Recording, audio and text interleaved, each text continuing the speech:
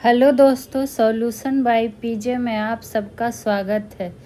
आज मैं आप लोगों के लिए लेके आ गई हूँ बीपीएससी टीआरई 4 के लिए मॉक टेस्ट दूसरा, यानी कि अभी तक मात्र एक मॉक टेस्ट हो चुका है और वो भी चल रहा है। इम्पॉर्टेंट प्रश्नों का कलेक्शन और सॉल्यूशन जानेंगे बिल्कुल विस्तार से। देखते हैं आज का पहला प्रश्न क्या है। डेविड हेयर और अलेक्जेंडर डफ के साथ मिलकर निम्नलिखित में से किसने कलकत्ता में हिंदू कॉलेज की स्थापना की? और ये महत्वपूर्ण प्रश्नों में से एक है, तो इसका जो राइट आंसर हो जाएगा राजा राम मोहन राय, तो ऑप्शन नंबर डी। अब बात करेंगे राजा राम मोहन राय से संबंधित और क्या प्रश्न बन सकता है। तो इसमें देखिए कितने सारे प्रश्न छुपे हुए, किसके किसके साथ मिलकर किया था। तो डेविड हेयर और अलेक्जेंडर डफ के साथ, इसीलिए इसको अंडरलाइन कर दे रहे हैं। कहाँ किया था? तो कलकत्ता में। और किस कॉलेज की स्थापना की थी? तो हिंदू कॉलेज की। उसी तरह से अगर पूछे कि वेदांत कॉलेज की स्थापना कब हुई, वेदांत कॉलेज की स्थापना कब हुई थी? तो इसकी स्थापना हुई थी 1825 में। और किसके द्वारा किया गया था? तो राजा राम मोहन राय के द्वारा ही। और हिंदू कॉलेज का अगर स्थापना वर्ष पूछेगा तो 1817 में। तो दोनों का वर्ष और ये कॉलेज का नाम भी ध्यान रखना है। दोनों राजा राम मोहन राय के द्वारा ही स्थापना किया गया था। और जो पूछ लिया जाता है कि आत्मीय सभा का गठन किसने किया था? तो आत्मीय सभा का गठन भी राजा राम मोहन राय द्वारा ही किया गया था। कब? तो 1815 में। उसी तरह और क्या पूछा जाता है, जो सबसे ज़्यादा पूछा गया है कि ब्रह्म समाज की स्थापना किसने की थी? तो ब्रह्म समाज की स्थापना जो कि 1828 में हुआ था, राजा राम मोहन राय के द्वारा ही किया गया था। वहीं कुछ इम्पोर्टेंट पुस्तक है जो पूछा जाता है इनके द्वारा, तो उस पुस्तक का भी नाम ध्यान रख सकते हैं। जैसे पूछा जाता है वेदांत गाथा पुस्तक, वेदांत गाथा पुस्तक के अगर पूछेगा कि लेखक कौन है, तब राजा राम मोहन राय ही हो जाएंगे। हिंदू धर्म की रक्षा, हिंदू धर्म की रक्षा, ठीक। तो ये हो गया ये सब संबंधित प्रश्न। वहीं यंग बंग आंदोलन के संस्थापक कौन थे? तो हेनरी लुइस विवियन डेरोजियो। ये किसके संस्थापक थे? तो यंग बंग आंदोलन से। तो ये पूछा जाता है कि यंग बंग आंदोलन के संस्थापक कौन थे? तो हेनरी विवियन डेरोजियो। और क्या कहता है, और इसमें देखिए ईश्वर चंद्र विद्यासागर का एक काफ़ी पूछा जाता है कि सोम पत्रिका के लेखक कौन थे? तो ईश्वर चंद्र विद्यासागर। अब बढ़ेंगे आज के दूसरे नंबर प्रश्न की ओर। दूसरा नंबर हमारा प्रश्न है, निम्नलिखित में से किस आंदोलन से गांधी जी संबंधित नहीं थे? पूछा गया है। तो पहले जानते हैं कि ये किस किस से संबंधित थे।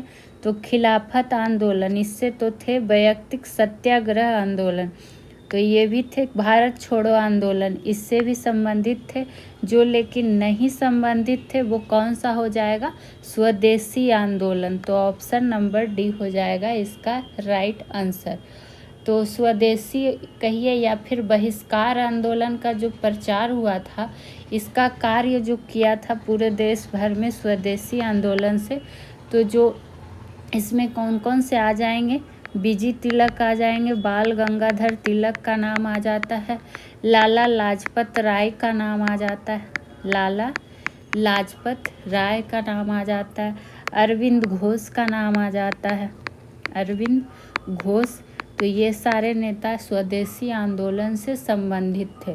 और स्वदेशी आंदोलन के समय लोगों का आंदोलन के प्रति समर्थन एकत्रित करने में एक बांधव समिति का स्थापना हुआ था। वो बांधव समिति क्या नाम था पूरा? तो स्वदेश बांधव समिति, स्वदेश बांधव समिति, जिसकी स्थापना या फिर जिसकी स्थापना किसके द्वारा की गई थी ये पूछा जाता है। तो अश्विनी कुमार दत्त के द्वारा, अश्विनी कुमार दत्त। तो ये सब छोटा छोटा पॉइंट है, लेकिन इसको आपको ध्यान में रखना है। बाकी तो आपको पता है ये सब सारे आंदोलन के नेतृत्वकर्ता कौन थे, तो महात्मा गांधी जी ही इस सब सारे आंदोलन से संबंधित थे। बढ़ेंगे तीसरे नंबर प्रश्न की ओर। काकोरी केस के अभियुक्तों के बचाव हेतु किसकी अध्यक्षता में एक समिति का गठन हुआ था? तो आपको पता है कि ये घटना कब हुई थी, काकोरी कांड जो हुई थी कब हुई थी, तो 1925 में हुई थी। ये वर्ष पूछा जाता, और जिनकी अध्यक्षता में एक समिति का ये गठन हुआ था वो थे गोविंद बल्लभ पंत। तो ऑप्शन नंबर सी होगा इसका राइट आंसर। और इसकी घटना जो हुई थी काकोरी, तो काकोरी में ही हुई थी, जो कि लखनऊ पड़ता। और वही काकोरी ट्रेन डकैती का आयोजन था वो हिंदुस्तान रिपब्लिकन आर्मी ने किया था। मतलब उसका क्या कहता है, आयोजन जो था क्रांतिकारी संगठन हिंदुस्तान रिपब्लिकन आर्मी ने पैसा इकट्ठा करने के लिए पहली बड़ी कार्यवाही की थी। तो ये पॉइंट ध्यान रख सकते हैं, किसके द्वारा, कौन सा संगठन, तो हिंदुस्तान रिपब्लिकन आर्मी। तो HRA शॉर्ट फॉर्म लिख देते हैं, ठीक। और काकोरी ट्रेन कांड की घटना में ही 4 को आजीवन कारावास और 4 क्रांतिकारियों को फांसी दे दी गई थी। जिनको जिनको फांसी दी गई थी उनका नाम पूछ लिया जाता है। तो जिसमें कौन कौन से थे, जो नाम काफ़ी बार पूछा गया है, तो फैजाबाद में फांसी दी गई थी किनको किनको, एक थे रोशन लाल सी, अशफाक उल्ला खां, ये सबको क्या हुआ था, फांसी का सज़ा हो गया था। तो नाम ध्यान रख सकते हैं, लिख देते हैं ऐसे, जिसमें से कौन कौन थे, तो अशफाक उल्ला। कभी कभी आपको नाम सारा दे देगा, पूछ देगा इनमें से किनको नहीं हुई थी, तो इसलिए ये सब क्या करना है, ध्यान रखना है। राजेंद्र लाहिड़ी हो गए थे। और कौन थे, राम प्रसाद बिस्मिल जी थे, राम प्रसाद बिस्मिल। रोशन लाल सिंह, और उनका जगह भी पूछा जाता है कि किनको कहाँ फांसी दे दी गई थी। और आपको BPSC TRE 4 के लिए टॉपिक वाइज सेशन भी करवाया हुआ है, और बहुत सारे क्लासेस का आपको प्लेलिस्ट बना हुआ है, आप लोग जाके देख सकते हैं वीडियो, बेसिक रूप से भी अगर आपको पढ़ना है तो। और ये आपका प्रैक्टिस सेशन स्टार्ट हुआ है, चूँकि अब आपका वैकेंसी आने वाला है और एग्ज़ाम के लिए ज़्यादा टाइम देगा नहीं, तो आप लोग जितना हो सके अभी से तैयारी में लग जाइए। बढ़ेंगे आज के चौथे नंबर प्रश्न की ओर। देखिए आ गया है स्टेटमेंट का क्वेश्चन, और ऐसा पूछता है BPSC, तो ऐसे प्रश्न को इम्पोर्टेंट श्रेणी में रखेंगे। 2024 विश्व पैरा एथलेटिक्स चैम्पियनशिप के संबंध में निम्नलिखित कथनों पर विचार करें। यानी कि देखना है इससे संबंधित जो स्टेटमेंट दिया हुआ है। पहला स्टेटमेंट है कि भारत ने चैम्पियनशिप में दूसरा स्थान हासिल किया है, जबकि चीन सूची में शीर्ष पर है। तो ये स्टेटमेंट जो है वो गलत है दिया हुआ। वही बात करेगा ऑप्शन नंबर बी का, तो इसमें क्या है कि भारत ने स्वर्ण की तुलना में अधिक रजत पदक जीते हैं, तो ये स्टेटमेंट भी गलत है। और ये विश्व पैरा एथलेटिक्स चैम्पियनशिप के संबंध में पूछा जा रहा है। तो इसका राइट, यहाँ हमसे पूछा क्या जा रहा था कि कौन सा कथन गलत है, तो दोनों कथन गलत है, तो A और B हो जाएगा राइट आंसर, ठीक। इसका चूँकि बात करें भारत जो है 2024 में विश्व पैरा एथलेटिक्स चैम्पियनशिप में 6ठा स्थान पर रहा था। कैमा स्थान पे रहा था, तो 6ठा स्थान पे रहा था। और यहाँ दिया क्या था कि दूसरा स्थान। और क्या कहता है इसमें, जो 6ठा स्थान पर रहा था, लेकिन चीन जो था शीर्ष सूची पर था। तो ये का स्टेटमेंट तो यहाँ गलत था, जबकि ये सही दिया हुआ था, लेकिन हमको पूरा सेंटेंस लेके चलना। वही बात करें भारत ने जो टोटल पदक जीते थे वो कितना जीते थे, तो 17 पदक टोटल जीते थे। 17 पदक कुल जीते थे भारत ने, जिसमें कि अगर इसका आंकड़ा आपसे पूछेगा तो 6 स्वर्ण, 5 रजत और क्या कहता है 6 कांस्य, इसीलिए ये दूसरा स्टेटमेंट भी क्या हो गया, गलत हो गया। और ऐसे प्रश्नों को आपको ध्यान दे के चलना है। बढ़ेंगे आज के 5वें नंबर प्रश्न की ओर। और देख ही रहे हैं आपको सारे विषय के प्रश्न मिलते चलेंगे जीके जीएस के। 5वां प्रश्न क्या है हमारा? 5वां प्रश्न आ गया है कि निम्नलिखित में कौन सा युग्म सुमेलित नहीं है। फिर से आ गया है कि इसमें कौन सुमेलित नहीं है। तो देख लेते हैं। एक तरफ आपको विद्युत परियोजना दिया गया है और एक तरफ इसका जिला दे दिया गया है इससे संबंधित। तो पहले देखते हैं कि सही कौन है। तो रूपाधर जल विद्युत परियोजना, ये किशनगंज से संबंधित है, सही है। दूसरा है बसंतपुर जल विद्युत परियोजना अररिया से, तो ये भी सही है। पूर्वी सोनपुर जल विद्युत परियोजना जो कि क्या कहता है, रोहतास सुमेलित नहीं है। तो यही हो जाएगा इसका राइट आंसर। और नन ऑफ दी क्या था, उपयुक्त में से कोई नहीं। तो इसको आपको क्या कर लेना है, बस ध्यान में रख लेना है ऐसे प्रश्नों को।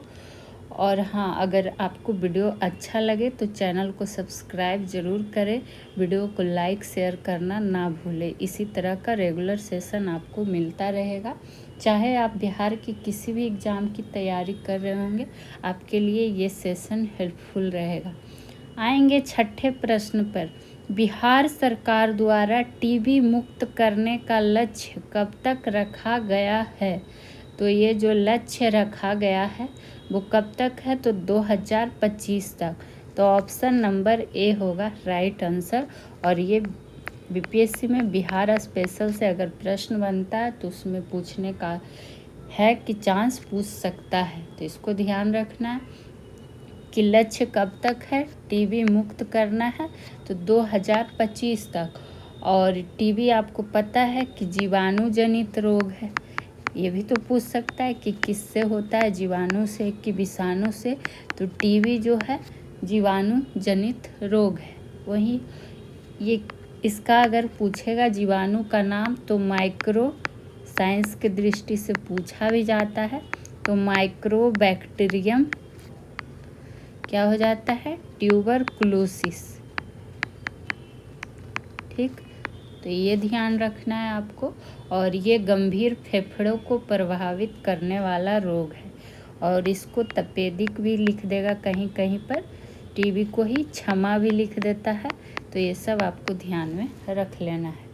अब आएंगे आज के अगले प्रश्न पे जो कि होगा 7 नंबर प्रश्न। आ गया इकोनॉमिक्स का प्रश्न। उच्च मुद्रास्फीति फायदेमंद है।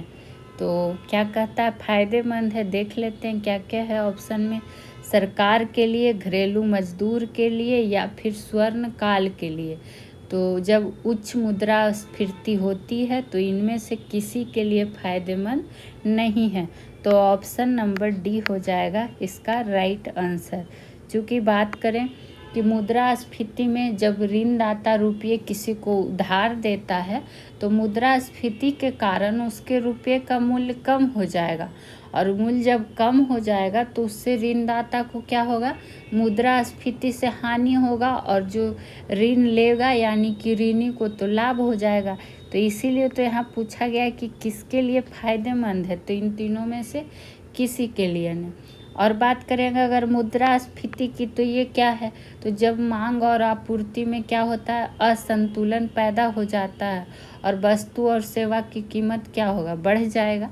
तब कीमत में वृद्धि को ही क्या कहा जाता है, मुद्रास्फीति कहा जाता है। तो इस तरह से लिख सकते हैं कि जब मांग और पूर्ति क्या हो, असंतुलन पैदा करता है, असंतुलन पैदा होता है तो क्या होगा, वस्तु और सेवा का कीमत बढ़ जाता है। वस्तु और सेवा का कीमत बढ़ जाता है। और यही जो कीमत बढ़ता है उसी को क्या कहते हैं, मुद्रास्फीति। तो ये सब आपको पॉइंट आप ध्यान में रख सकते हैं। अब आ जाएंगे आज के अगले प्रश्न की ओर जो कि होगा हमारा 8वां नंबर प्रश्न। निम्न में कौन संकीर्ण मुद्रा यानी कि नैरो मनी के घटक नहीं है? देखिएगा ज़्यादातर प्रश्न क्या है, नहीं है, तो ऐसे प्रश्न ध्यान देने के योग्य होते। तो जो बैंक द्वारा जारी बचत प्रमाण पत्र होता है वो नैरो मनी का घटक नहीं है।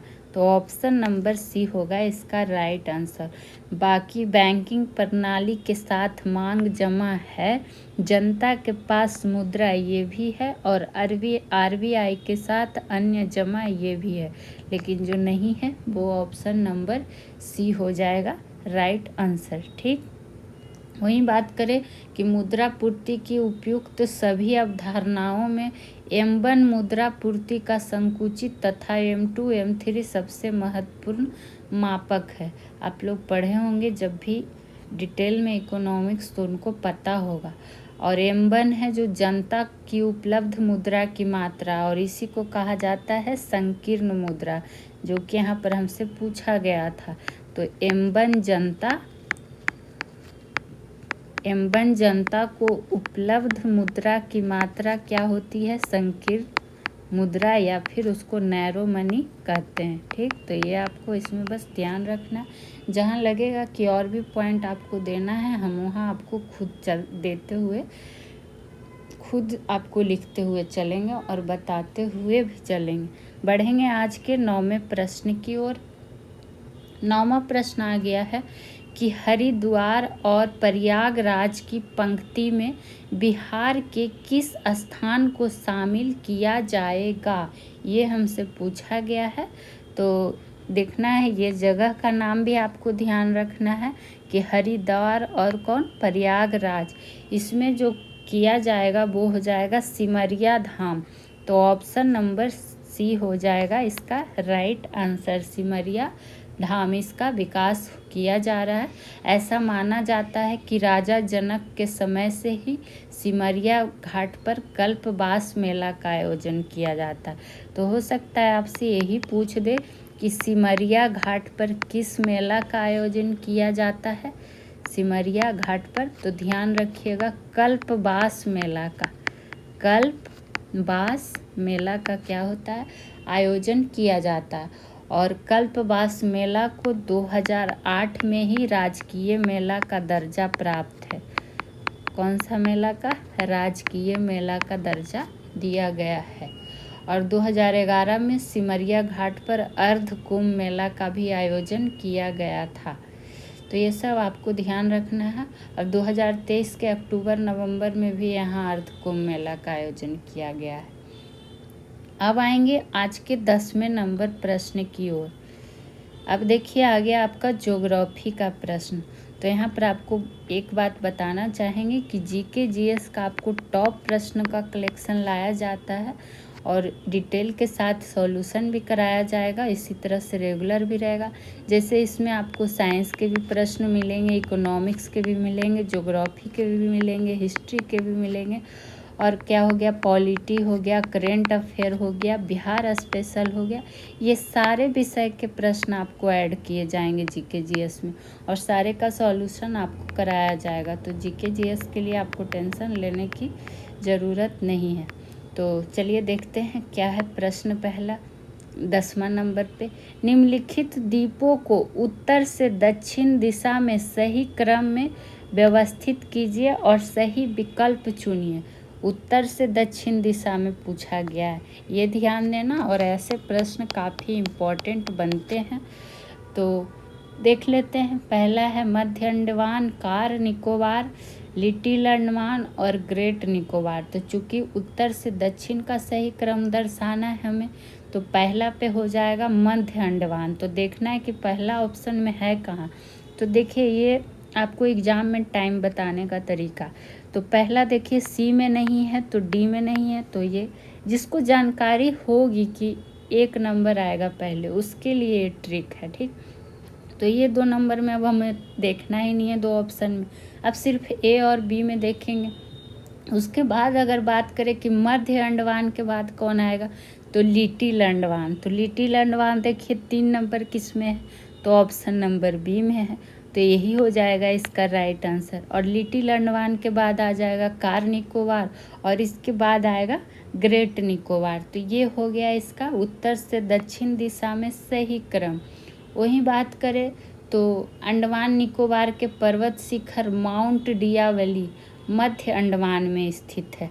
तो इसको ध्यान रख सकते हैं, नाम को क्या ध्यान रख सकते हैं कि अंडमान निकोबार का एक पर्वत शिखर है माउंट डियावली, माउंट डियोबाली, जो मध्य अंडमान में स्थित है, जिसकी ऊंचाई 515 मीटर है। वहीं बात करेंगे और कुछ जानना चाहते हैं तो लिटिल अंडमान जो है इसमें जो द्वीप है ओनगी भाउस लिपिन अंडमान द्वीप ओनगी भाषा में, किस भाषा में, ओनगी भाषा में क्या कहलाता है ये पूछ लिया जाता है। तो गौबो लाम्बे हो सकता है, बहुत लोग सुने भी नहीं होंगे लेकिन अब ऐसे प्रश्न पूछे जा रहे हैं। तो ये क्या कहलाता है, गौबो लाम्बे कहलाता है। और लिटिल अंडमान जो कि अंडमान द्वीप समूह भाग का सबसे दक्षिणी द्वीप है, ये भी ध्यान रख सकते हैं। वहीं बात करेंगे कि छोटा अंडमान और कार निकोबार के बीच, तो एक पॉइंट यहाँ पर ये भी नोट डाउन कर सकते हैं कि जो 10 डिग्री चैनल है, जो 10 डिग्री चैनल है वो किसके, तो छोटा अंडमान एवं कार निकोबार के बीच स्थित है। और ये प्रश्न तो पूछा भी जाता है, तो कार निकोबार के बीच स्थित है 10 डिग्री चैनल, ठीक। और अंडमान और निकोबार का पर्वत शिखर जो एक है माउंट थूलियर, तो वो है ग्रेट निकोबार में स्थित। तो एक कौन सा पर्वत ध्यान रखना है, माउंट थूलियर ग्रेट। और आप लोग नोट डाउन करते हुए चलिएगा ताकि आपको सब रिवीजन करने में आसानी हो। अब आएंगे आज के प्रश्न नंबर 11 की ओर। निम्नलिखित में कौन सा कथन सही है। हम जानबूझ के आप लोग के लिए स्टेटमेंट वाला क्वेश्चन लाए हैं, चूँकि आप लोग बीपीएससी 17वीं का पेपर उठा के देखिए, टीचर वाला उठा के देखिए बिहार, तो ये ऐसे प्रश्न ज़्यादातर अब पूछे जा रहे हैं। तो इसीलिए बोलते हैं कि महत्वपूर्ण प्रश्नों का कलेक्शन लाया जाता है। सही देखना है, कांजली वेटलैंड पंजाब में स्थित है, तो यही कथन सही है। तो और आगे भी पढ़ लेते हैं। चोस बंगाल में पाई जाने वाली गहरी क्या है, अवनलिकाएँ हैं, तो ये प्रश्न गलत है। वहीं बात करें सिंध दागर दोआब राजस्थान पंजाब में स्थित है, तो ये भी गलत है। ठांड हरियाणा में पाए जाते हैं, तो इसमें जो सही है हमसे वो पूछा गया था। तो काजली वेटलैंड पंजाब में स्थित है, तो ऑप्शन नंबर ए हो जाएगा राइट आंसर। पंजाब के कपूरथला जिले में स्थित है, ठीक। और ये जो आर्द्र भूमि है ये पक्षी प्रेमियों के लिए प्रसिद्ध है, इसके लिए पक्षी प्रेमियों के लिए। तो ये बस इसमें इतना पॉइंट ध्यान रख सकते हैं। वहीं बात करें और क्या जानकारी जान सकते हैं, जैसे यहाँ की ठांड दिया है, तो इससे एक पॉइंट ये ध्यान रख सकते हैं कि छारी डांड अभयारण्य, छारी डांड अभयारण्य जो है वो कहाँ है, तो कच्छ के नखरातन तालुका में फूले गांव के बीच स्थित है। इस तरह से पॉइंट लिख सकते हैं कि छारी डांड अभयारण्य जो है वो कच्छ के नखरातन तालुका में है स्थित। तो क्या पता आपसे क्या पूछ दे, इसलिए जो पॉइंट बनता है उसको आप क्या करिएगा, ध्यान में रख लीजिए। इसलिए कहते हैं कि एकदम डिटेल से पढ़ा कीजिए। आइए आज के 12 नंबर प्रश्न पे फिर से आ गया। 12 नंबर प्रश्न स्टेटमेंट वाला ही। दिए गए कथनों के आधार पर कोयले के प्रकार की पहचान कीजिए। तो देखना है कि स्टेटमेंट उष्मीय मान राख सामग्री जितना ही उच्च होता है या फिर नमी की मात्रा करीब 15% तक होती है। झारखंड इस प्रकार के कोयले का प्रमुख उत्पादक है। तो इसमें पूछ रहा है कि ये जो तीनों स्टेटमेंट है वो किस कोयले के बारे में पूछा जा रहा है, तो ये जो है बिटुमिनस कोयला। तो ऑप्शन नंबर सी हो जाएगा राइट आंसर। तो ये ध्यान रखना है कि इसका क्या क्या पहचान है, चूँकि ये इम्पोर्टेंट हो सकता है ये पूछ देता कि कौन सही है कौन नहीं है, तो आपको तो पता होना चाहिए। वहीं बात करें कि बिटुमिनस कोयला है जो द्वितीय श्रेणी का कोयला है। किस श्रेणी का कोयला है? तो द्वितीय श्रेणी का कोयला है। और क्या कहता है, गोंडवाना काल का बिटुमिनस कोयला है जो जलते समय साधारण धुआं देता है। वहीं अगर एंथ्रासाइट कोयला की अगर बात करेंगे तो ये सर्वोत्तम प्रकार का कोयला होता है जिसमें कार्बन की मात्रा 90 से 95% होती है। तो और ये धुआं नहीं देता है जलते समय, ताप सबसे अधिक देता है और जम्मू कश्मीर राज्य इससे काफ़ी जम्मू कश्मीर राज्य से ये प्राप्त होता है। तो ये बस ध्यान रख सकते हैं। लिग्नाइट कोयला की अगर बात करें तो यह घटिया किस्म का कोयला है, भूरा कोयला, जिसमें कार्बन का मात्रा 45 से 50% ही होता है और इसका कोयला का उत्पादन जो है तो वो तमिलनाडु करता है। तो ऐसे प्रश्न इम्पोर्टेंट बन सकते हैं। आइए 13 नंबर प्रश्न पे। लोक लेखा समिति अपनी रिपोर्ट किसे प्रस्तुत करती है? अब देखिए आपको पॉलिटी का क्वेश्चन मिल गया, तो ये जो प्रस्तुत करती है संसद को, तो ऑप्शन नंबर डी हो जाएगा इसका राइट आंसर। वहीं संसद किस अनुच्छेद से संबंधित हो जाता है? तो अनुच्छेद 79। वहीं बात करें कि मंत्रिपरिषद का कोई भी सदस्य लोक लेखा समिति में शामिल नहीं होता है और ये काफ़ी इम्पोर्टेंट पॉइंटों में से एक है। तो लिख सकते हैं कि मंत्रिपरिषद का कोई भी सदस्य लोक लेखा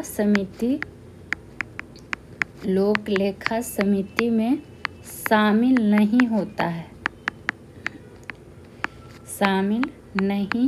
है। ये चीज़ ध्यान रख सकते हैं। यह समिति सरकार के वार्षिक लेखों की जांच करके सरकार को संसद के प्रति क्या करता है, उत्तरदायी बनाता है। और इसमें क्या जान सकते हैं कि जो लोक लेखा समिति है ये सबसे पुराना वित्तीय समिति है। तो सबसे पुराना वित्तीय समिति कौन सा हो जाएगा? लोक लेखा समिति। तो ये भी प्रश्न पूछ सकता है। और लोक लेखा समिति को प्राक्कलन समिति की जुड़वा बहन भी कहते हैं। तो इस समिति को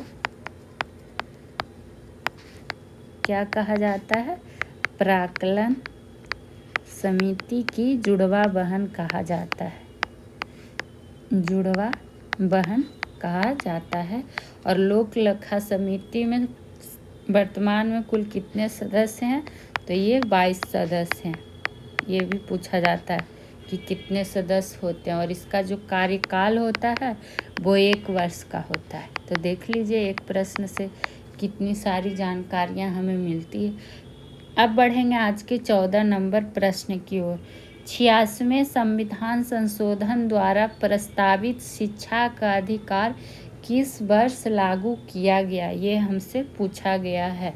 तो जो 86वां संशोधन द्वारा प्रस्तावित शिक्षा का अधिकार है वो 2010 से लागू किया। तो ऑप्शन नंबर डी हो जाएगा इसका राइट आंसर। एग्जैक्ट डेट अगर कभी पूछ दे तो 1 अप्रैल 2010। ठीक, चूँकि यह अधिनियम बन गया था कब? 2009 में ही, लेकिन जो लागू हुआ 1 अप्रैल 2010 से। इसके ये जो 86वां संशोधन है ये 2002 से संबंधित है, ये भी पूछा जाता है। और अनुच्छेद 21A जोड़ा गया है। अनुच्छेद 21A जोड़ा गया जो कि यह प्रावधान करता है कि 6 से 14 वर्ष के सभी बालकों के लिए निःशुल्क शिक्षा प्राप्त करना क्या है? मौलिक अधिकार है। तो और ये मौलिक अधिकार के तहत शामिल किया गया 86वां संविधान संशोधन 2002 के तहत संविधान के भाग 3 में। तो बस ये इतना ध्यान रखिएगा और ये प्रश्न इम्पोर्टेंट में से एक है। चलिए अब बढ़ेंगे आज के 15 नंबर प्रश्न की ओर। और आप लोग से एक बात कहना चाहेंगे कि जितनी भी सुविधा है मेरे पास उसके अकॉर्डिंग आप लोग को बहुत ही अच्छा कंटेंट दे रहे हैं। तो आप लोग को अगर वीडियो अच्छा लगता है, पसंद आता है, तो प्लीज़ वीडियो को लाइक करना ना भूलें। जितना हो सके दबा के शेयर करें और चैनल को सब्सक्राइब ज़रूर करें। इस सेशन से संबंधित अगर आपका कोई सुझाव हो तो कमेंट सेक्शन में कमेंट कर सकते हैं। अब आते हैं 15 नंबर प्रश्न पे। मंत्रिपरिषद का सदस्य बिना राज्य विधानसभा का सदस्य बने कितने समय तक अपने पद पर रह सकता है? तो वो जो रह सकता है 6 माह तक। तो ऑप्शन नंबर सी होगा इसका राइट आंसर। भारतीय संविधान का अनुच्छेद 163 में क्या है कि राज्य है जो मंत्रिपरिषद की स्थिति के बारे में बताया गया है। तो आप सुन के भी कुछ पॉइंट नोट डाउन कर लीजिएगा। वहीं अनुच्छेद 356 के तहत राज्यों में राष्ट्रपति शासन लगता है तो मंत्रिपरिषद क्या हो जाता है? भंग हो जाता है। यदि कोई व्यक्ति विधानमंडल का सदस्य नहीं है किंतु उसे मंत्रिपरिषद में शामिल कर लिया गया है तो ऐसी स्थिति में क्या होगा कि उस व्यक्ति को विधानमंडल के किसी भी सदन की सदस्यता 6 महीने के अंदर प्राप्त करना आवश्यक होता है, अथवा उसे मंत्री से पद से क्या करना पड़ेगा? त्यागपत्र देना पड़ेगा। तो अगर मंत्रिपरिषद और एक पॉइंट कि अगर मंत्रिपरिषद एक बार गठित हुआ तो उसका जो कार्यकाल होता है वो 5 वर्ष का होता है। परंतु अगर विधानसभा में अपना बहुमत खो दिया उसके बाद मंत्रिपरिषद अपना निश्चित अवधि से पहले भी खत्म हो सकता है, विघटित हो सकता है। और वही मंत्रिपरिषद का उल्लेख किस अनुच्छेद में है ये पूछा जाता है। तो इसका जो है अनुच्छेद 74 से संबंधित है। और ये काफ़ी बार पूछा गया है। एक पॉइंट इसमें क्या कि जो मंत्रिमंडल शब्द है, मंत्रिमंडल शब्द है वो किस संविधान संशोधन द्वारा जोड़ा गया था और कौन से अनुच्छेद में? तो पहले तो अनुच्छेद ध्यान रखना है कि अनुच्छेद 352 में जोड़ा गया था और 44वां संविधान संशोधन 1978 के द्वारा। और काफ़ी इम्पॉर्टेंट है चूँकि मंत्रिमंडल जो है मंत्रिपरिषद का मुख्य अंग को ही कहते हैं। ठीक। और मंत्रिमंडल की अध्यक्षता की बात करेंगे तो प्रधानमंत्री करते हैं। आई होप आपको क्वेश्चन आंसर समझ में आ रहा होगा। अब बढ़ेंगे 16 नंबर प्रश्न की ओर। निम्नलिखित युग्मों में से कौन सा सुमेलित नहीं है? आपको एक बार और बोल दें कि यहाँ रटा रटाया प्रश्न आपको नहीं कराया जाएगा। जो भी एग्ज़ाम के लिए इम्पॉर्टेंट रहेंगे, जो पेपर में आएंगे वही आपको कराया जाएगा। मतलब जो आपको इससे संबंधित पॉइंट बताया जा रहा है वो आपको एग्ज़ाम में कहीं ना कहीं किसी रूप में प्रश्न दिखेंगे। ये मेरा कहने का सेंस है। तो आप लोग जितना हो सके वीडियो देखा करें, पूरा देखा करें। कौन सा सुमेलित नहीं है? फुलरेंस जो कि फ्लोरीन कार्बोनिक यौगिक सम्मिलित नहीं है पूछा गया तो यही हो जाएगा। तो ऑप्शन नंबर ए होगा इसका राइट आंसर। बाकी आपको पता है कि शुष्क बर्फ किसे कहते हैं? तो ठोस कार्बन डाइऑक्साइड को। कैरोटीन जो है मानव चर्म के बाहरी परत में पाया जाने वाला प्रोटीन है। और मस्टर्ड गैस है जो रासायनिक युद्ध में प्रयुक्त होने वाला विषैला द्रव है। यहाँ हमसे नहीं पूछा गया था। ठीक। तो ये फ्लोरीन जो है ये कार्बन का अपरूप है। क्या है? कार्बन का अपरूप है। ये आपको क्या करना है, इसमें बस इतना ध्यान रखिए और कुछ ऐसा पॉइंट है नहीं जो इसमें लिखाया जाए। बढ़ जाएंगे आज के 17 नंबर प्रश्न की ओर। विज्ञान की वह शाखा जिसमें आनुवांशिक यानी कि जेनेटिक अभियांत्रिकी के द्वारा मानव प्रजाति में सुधार लाया जाता है किस नाम से जाना जाता है? ये जाना जाता है यूजेनिक्स के नाम से। तो ऑप्शन नंबर बी हो जाएगा इसका राइट आंसर। तो इसको आप बस क्या कहता है परिभाषा के तौर पे ध्यान रख सकते हैं कि अगर आपको स्टेटमेंट के रूप में क्वेश्चन दे दिया तो फिर आप क्या करेंगे। तो ये आप क्या कर सकते हैं, ध्यान में रख सकते हैं। अब बढ़ जाएंगे आज के 18 नंबर प्रश्न की ओर। देखेंगे 18 में क्या है। 18 है भारत की सबसे बड़ी मछली हमसे पूछा गया। भारत का। तो जो लोग मछली चाव से खाते होंगे उनको तो एकदम पता ही होगा कि भारत की सबसे बड़ी मछली जो है व्हेल शार्क है। तो ऑप्शन नंबर बी होगा इसका राइट आंसर।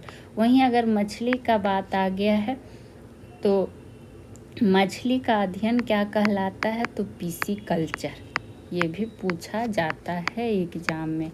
तो ये एक पॉइंट हो गया।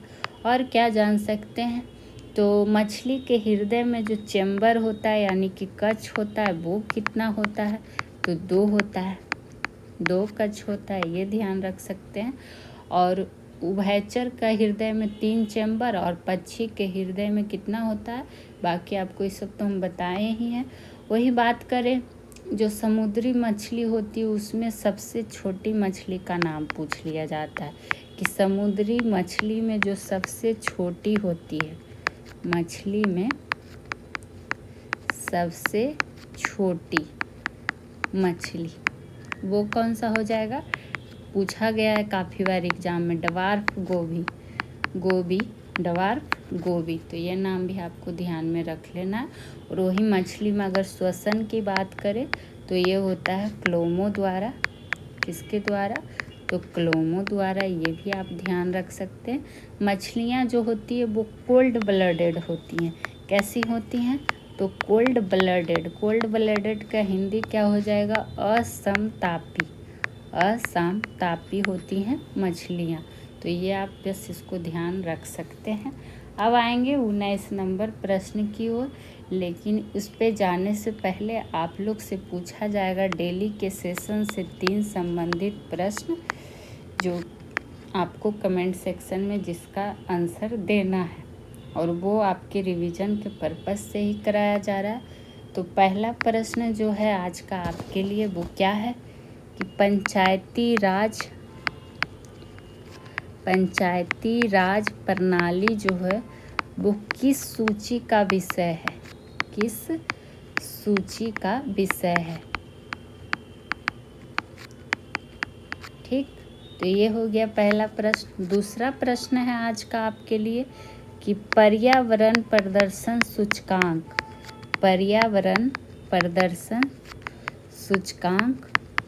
2024 में भारत को कौन सा स्थान प्राप्त हुआ है, तो भारत का रैंकिंग आपको बताना है। तीसरा प्रश्न जो है आज का आपके लिए कि बिहार विशेष, और ये हम आपको पढ़ा चुके हैं और वही आपसे पूछ रहे हैं, तो आंसर आप दे सकते हैं, सारे लोग दीजिएगा। बिहार विशेष सर्वेक्षण बंदोबस्त नियमावली कब आया था, वर्ष आपको बताना है। आशा करेंगे कि आप लोग सारे लोग जवाब देंगे और कल के सेशन में जो आपसे क्वेश्चन पूछा गया था उसका आंसर भी बता देते हैं। पहला प्रश्न जो आपसे पूछा गया था कि नालंदा विश्वविद्यालय को पुनर्जीवित किसने किया था, तो धर्मपाल ने।